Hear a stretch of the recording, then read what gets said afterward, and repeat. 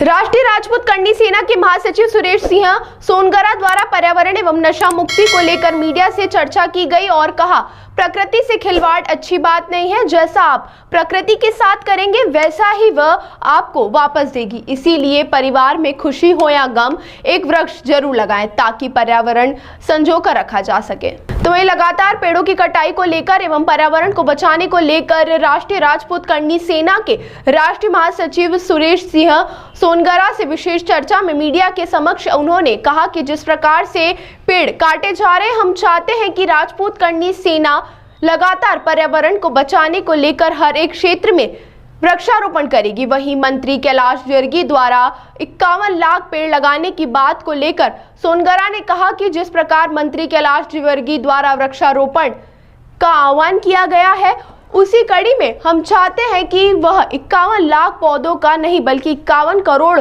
पौधों का वृक्षारोपण करे और नशे को लेकर जिस प्रकार मुहिम छेड़ी है वह बहुत अच्छी है।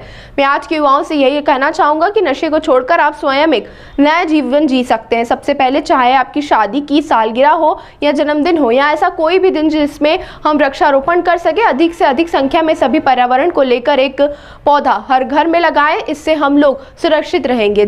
इसके साथ ही उन्होंने कहा कि पर्यावरण को बचाने के लिए पेड़ काटने पर कानूनी कार्रवाई की जानी चाहिए ताकि कोई हरे भरे पेड़ को न काट सके। वहीं यह भी बात उन्होंने मीडिया के माध्यम से सरकार के समक्ष रखी थी कि विकास के नाम पर शहर से पेड़ों की कटाई बंद कर देना चाहिए, जिससे शहर का पर्यावरण शुद्ध रहेगा और ऑक्सीजन की भरपूर मात्रा मिलती रहेगी। वहीं गर्मी से भी शहरवासियों को निजात मिलेगी। वहीं बारिश भी शहर में भरपूर होगी क्योंकि हरे भरे पेड़ ही बारिश के लिए गुरुत्वाकर्षण का काम करती है।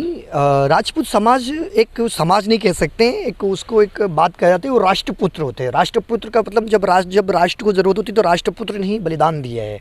और मेरा ये मानना है कि राष्ट्रपुत्र सर्व समाज में समा जाता है और सारी समाज में वो समाजा वो होता है राजपूत। कुल और अपनी समाज और अपनी कुल और कृति स्वाभिमान और देश के लिए सर कट जाए धड़ लड़ता रहता है, वो होता है राजपूत और वो राष्ट्रपुत्र कहलाता है। तो वो आगे आना स्वाभाविक है। और मेरा ये मानना है कि करोड़ों पेड़ हम पीछे चल रहे हैं। आज ये गर्मी, ये चीज़ें सब चीज़ें चेंज क्यों हो रहा है? ये हम प्रकृति के साथ खिलवाड़ बहुत ज़्यादा हो रहा है, बहुत ज़्यादा प्रकृति के साथ खिलवाड़ हो रहा है। और जब प्रकृति के साथ खिलवाड़ होता है तो प्रकृति आपको लौटा के वही देगी। अभी आप देखिए पानी का अकाल हो रहा है, गर्मी बढ़ रही है, बहुत सारी अनेक चीज़ें उथल पुथल हो रही है। वो ये मेरा मानना एक ही है कि यदि ये चीज़ें हमने कंट्रोल नहीं की गई तो मैं ये कहता हूँ भारत देश नहीं पूरे विश्व में हाहाकार मच जाएगा प्रकृति से। इसीलिए मेरा ये मानना है, मेरी ये सोच है कि हम सब 10 नहीं 15-15, 10-10, 20-20 पेड़ लगाएं। और पेड़ लगाना ही ड्यूटी नहीं है, उस पौधे को लगाकर उसको आलीशान रूप दिलाना ये आपका फ़र्ज़ बनता है। इसी प्रकार मेरा एक छोटा सा मैसेज है कि मैं ये चाहूँगा कि युवा जब भी अपने देश के लिए कुछ करना चाहे तो आज की डेट पर सिर्फ एक ही काम करें, पौधों को लगा, ज़्यादा से ज़्यादा पर्यावरण को बचाएं। दूसरा मैं एक ही बात कहना चाहूँगा, मैंने ये महसूस भी किया और रियलाइज़ भी है कि आप अपनी लाइफ में ये जो कंक्रीट होती जा रही है, ये पानी अंदर नहीं जा रहा, पानी की कमी क्यों हो रही है कि प्रकृति के साथ बहुत ज़्यादा खिलवाड़ हो चुका है। जैसे कि पहले कच्चे रोड होते थे, कच्चे मकान होते थे, पानी अंदर जाता था, अब पानी अंदर जाने की जगह नहीं बची है। तो वो पानी स्वाभाविक कम आना, एक दिन ऐसा ना हो जाए कि एक बूंद के लिए, एक बोतल के लिए आज तो 50 रुपये 150 रुपये की बात चल रही है कि 1,000 रुपये की एक बोतल ना मिलने लग जा पानी की। यदि इस चीज़ से बचना है तो हमें 2 चीज़ का फ़ायदा उठाना है। पहले और ज़्यादा से ज़्यादा पेड़ लगाकर उसे बड़ा करके अपन उसका फ़ायदा मिल सकता है। पानी गिरेगा, पानी अब्जॉर्व करेगा। जब पौधा होता है तो एक चीज़ नहीं जाता है, ऑक्सीजन नहीं जाता है, वो जड़ तक जब अंदर जाता है तो पानी को भी ले जाता है, पानी की भी बहुत सारी चीज़ों को एक्टिवेट करता है। तो मेरा ये मानना है कि यदि आपके घर में यदि कोई बच्चा आया है तो आप पौधा लगाइए, आपके घर में कोई खुशी है तो पौधा लगाइए। मैं तो ये भी कहना चाहता हूँ कि यदि आपके घर से कोई जाता भी है, परलोक सुधारता है, तो उसकी याद में भी एक पौधा लगाइए। और यदि ये करने लग गए, ये इसको हम एक एक्चुअली संस्कार में ये अपने एक ये सिस्टम बना लें कि हमारे परिवार में, जैसे कि मैंने प्रतिज्ञा ली है कि मैं इस साल मैक्सिमम से मैक्सिमम पौधा लगाऊंगा और उनकी रक्षक भी करूँ। जैसे अब मैंने यहाँ पे आम के पेड़ लगाए, उनकी देख रेख करता हूँ। इसी प्रकार आप सभी से, मीडिया वासियों से मेरा एक निम्र निवेदन है कि ज़्यादा से ज़्यादा अवेयरनेस आप ला सकते हैं, आप देश में क्रांति ला सकते हैं। तो इसी प्रकार आपको भी मेरा निम्र निवेदन है कि आप ज़्यादा से ज़्यादा पर्यावरण को बचाने की प्रयास करें, उस पर रील डालें, लोगों को समझाएं और 3 थीम समझाएं। आपके घर में खुशी आती है तो कोई बच्चे आते हैं तो पौधा लगाएं, कोई भी परलोक सुधार थे तब भी उसकी याद में पौधा लगाना चाहिए, और जब आपको अच्छी खुशी महसूस हो तो पौधा लगाइए। एक दिन ऐसा आएगा कि पर्यावरण आपको सारी खुशियाँ ऐसे किसी लौटाएगा फिर वापस। नगरीय प्रशासन मंत्री ने 51 लाख पेड़ लगाने की बात करी और वो भी यहीं आपके पास में ही रेवती रेंज पर लगा रहे हैं, तो उसको लेकर क्या कहेंगे आप? देखिए, दादा का खेल निराला है और उनकी खेल निराला में एक ही चीज़ कहना चाहूँगा, वो 51 लाख उन्होंने बहुत कम लिया मेरे हिसाब से। उनको तो 51 करोड़ भी ले ले तो कम हो जाए, क्योंकि उनका सम्राट बहुत बड़ा है।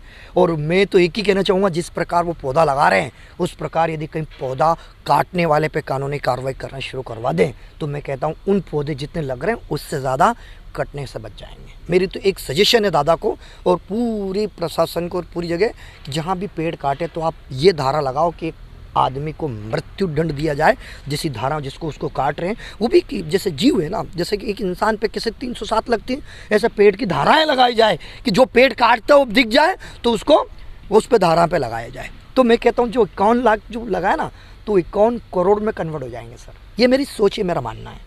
युवाओं में अभी नशे को लेकर काफ़ी वो चल रहा है, तो उसको लेकर क्या कहेंगे? डेफिनेटली, और ये मैंने महसूस भी किया है।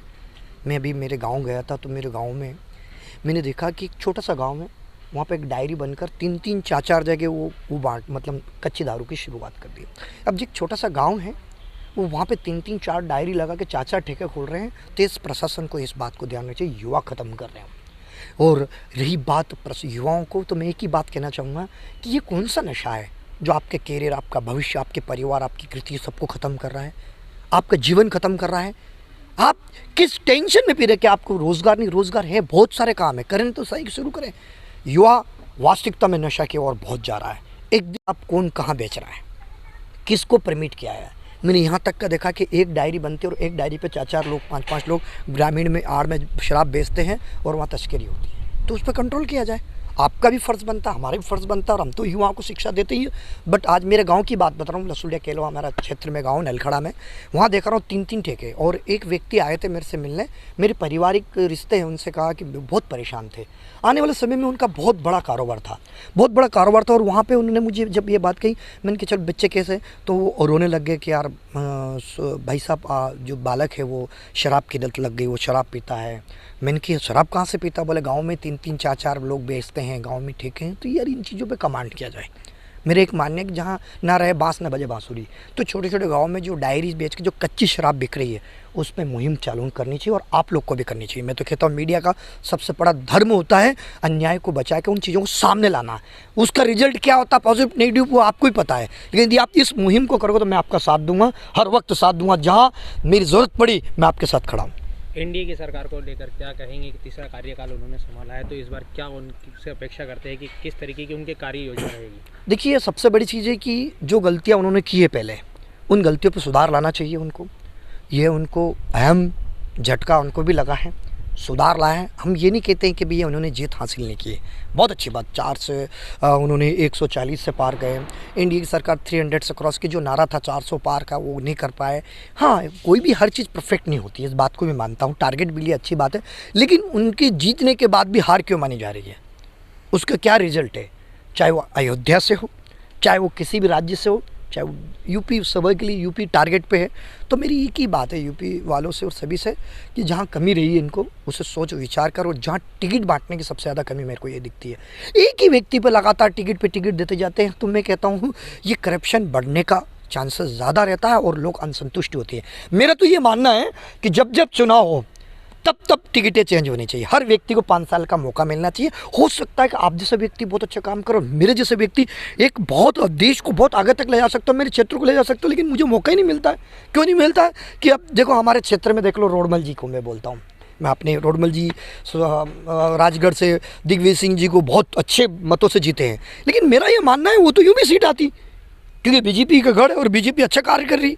लेकिन रोडमल जी ऐसे नागरिक ऐसे कई लोग हैं जिनको टिकटें दोबारा तिबारा 4 बार दे रहे हैं। तो मेरा ये मानना नहीं कि ये सरासर गलत है, और ये गलती यदि नहीं रोकी तो बीजेपी को इससे बड़ी नुकसान अगली बार देखने को मिलेगा। ये आप 1-2 सीट आ जाती, मानते जैसे ये सीट आ गई, लेकिन ऐसी बहुत सारी सीट। अब मैं खुद बोलता हूँ, मैं बीजेपी का विरोध नहीं करता हूँ, लेकिन मैं ये समझता हूँ कि ये बहुत बड़ी कमी है और एक ऐसा कानून पास होना चाहिए। मैं तो कहता हूँ 5 साल से ज़्यादा कोई नेता रहना नहीं चाहिए। यदि कानून नहीं लाए तो कम से कम बीजेपी तो इतना तो करें कि एक व्यक्ति, एक विधायक यदि 5 साल से बना है तो दूसरे को टिकट देकर प्रमोशन दिया जाए। एक सांसद है, अब जैसे बीजेपी का कितना अच्छा प्रोटोकॉल चलता है, जैसे हर साल वो राष्ट्रीय अध्यक्ष चेंज करती है, मुझे बहुत अच्छा लगा था। मुझे ये चीज़ें देखकर बहुत महसूस हुई थी। लेकिन जो बार बार एक ही पद पे रहते हैं, वहाँ थोड़ा सा सोचने के लिए मेरे विचार नहीं मिलते कि व्यक्ति को या फिर पार्टी को ऐसा करना चाहिए। आपका परिचय? मेरा नाम सुरेश सिंह सोनगरा, श्री राष्ट्रीय राजपूत करणी सेना से राष्ट्र महासचिव, श्री राष्ट्रीय राजपूत करणी सेना दहेज विरोधी इकाई का प्रदेश अध्यक्ष होने के नाते मैं आप सबसे निम्न निवेदन कर रहा हूँ। 4 मुद्दे हैं। पर्यावरण को बचाइए, तो पेड़ों के ऊपर आप जहाँ भी किसी भी प्रकार की कोई भी ऐसे अनलीगल हो तो आप उसे दिखाएं। दूसरी बात मेरी एक ही चीज़ है, नशा के ऊपर आप मुहिम छेड़ें। आप जहाँ गलत हो रहा है तो आप मुझे, प्रशासन को अज्ञात कराएं। मीडिया का काम है रिस्क लेना।